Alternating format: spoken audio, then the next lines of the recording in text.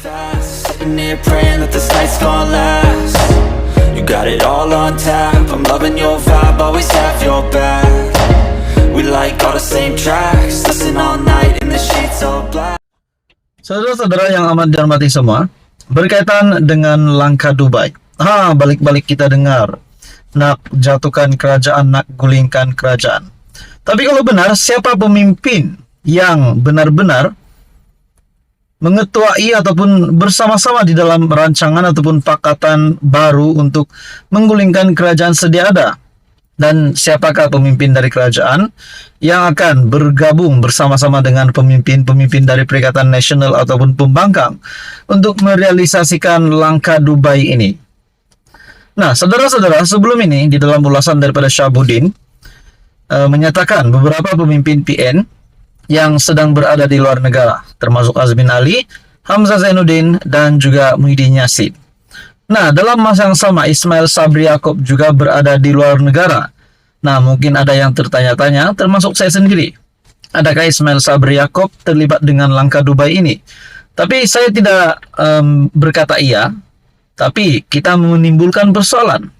Kita bertanya, mungkin bertanya dengan rakan, Ismail Sabri Yaakob terlibatkah dengan langkah Dubai ini? Nah, jawabannya, tuan-tuan dan puan, jawabannya, akhirnya Ismail Sabri Yaakob, bekas Perdana Menteri Malaysia, telah membuat kenyataan berkaitan dengan langkah Dubai. Satu artikel dari Malaysia Kini, langkah Dubai. Fitnah kaitkan saya, kata Ismail Sabri.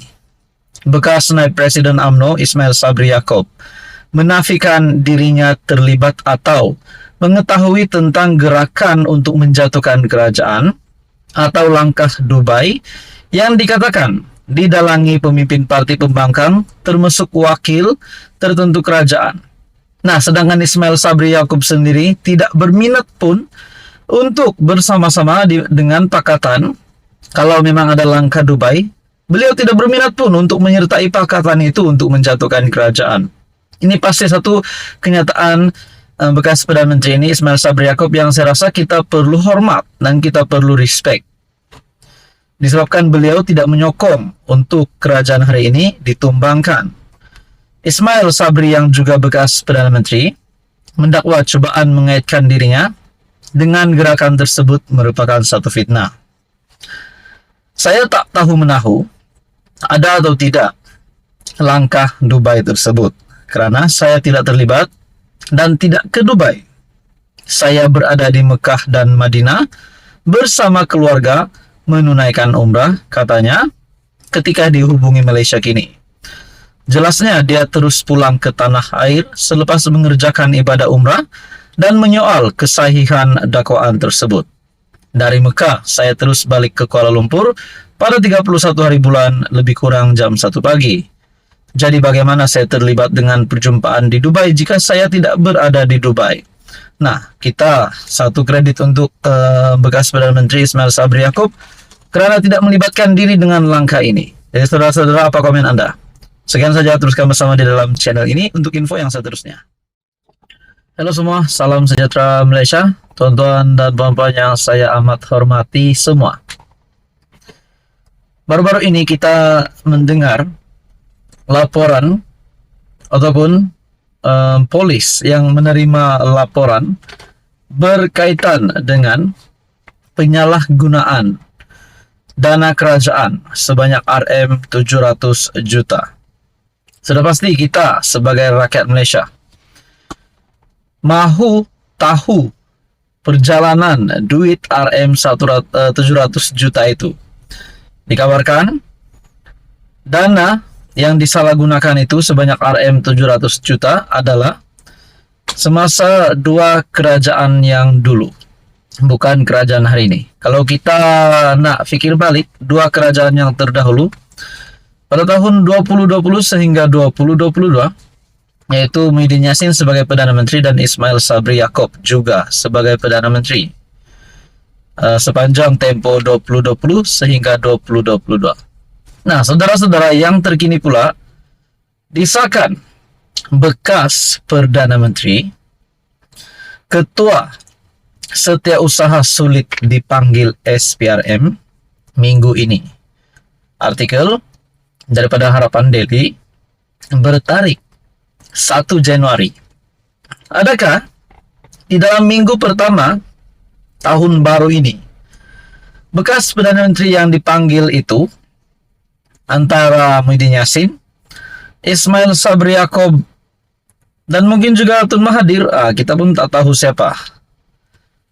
Disahkan di dalam artikel ini, seorang bekas Perdana Menteri dan Ketua Setiausaha Sulit dipercayai akan dipanggil Suruhanjaya Pencegahan Rasuah Malaysia SPRM minggu ini. Kita tahulah, dipanggil saja, bukan diserbu, bukan ditangkap ataupun ditahan, tetapi dipanggil oleh SPRM. Siasatan tersebut bagi membantu siasatan berhubung penyelewengan dana kerajaan bernilai jutaan ringgit. Kita tak tahu adakah apa yang dilaporkan di dalam Harapan Daily ini berkaitan dengan laporan yang diterima polis berkaitan dengan laporan dakwaan salah guna RM 700 juta 2 kerajaan terdahulu. Mungkin ini berkait rapat ataupun tidak, kita pun tak dapat pastikan. Tetapi yang dapat disahkan, bekas Perdana Menteri dan Ketua Setiausaha Sulit dipanggil SPRM.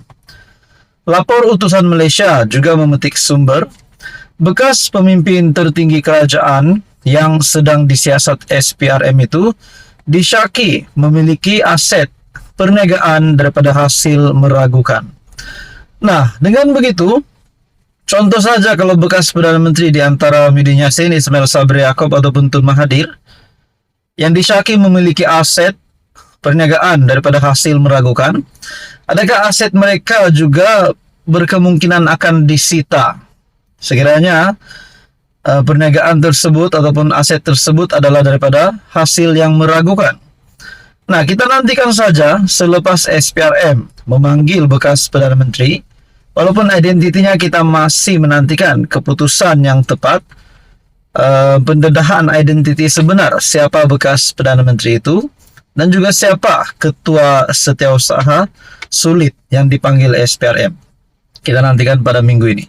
Dan kalau benar dapat dibuktikan mereka ini memang terlibat dengan penyelewengan dana sehingga ratusan juta itu, kalau dapat dikaitkan dengan apa yang laporan yang telah diterima oleh polis, mungkin juga mereka akan berisiko untuk dikenakan tindakan.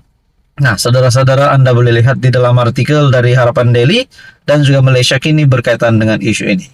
Apa komen Anda? Teruskan bersama di dalam channel ini untuk info yang seterusnya. Mohon bantu channel ini dengan menekan butang like, share, dan juga subscribe.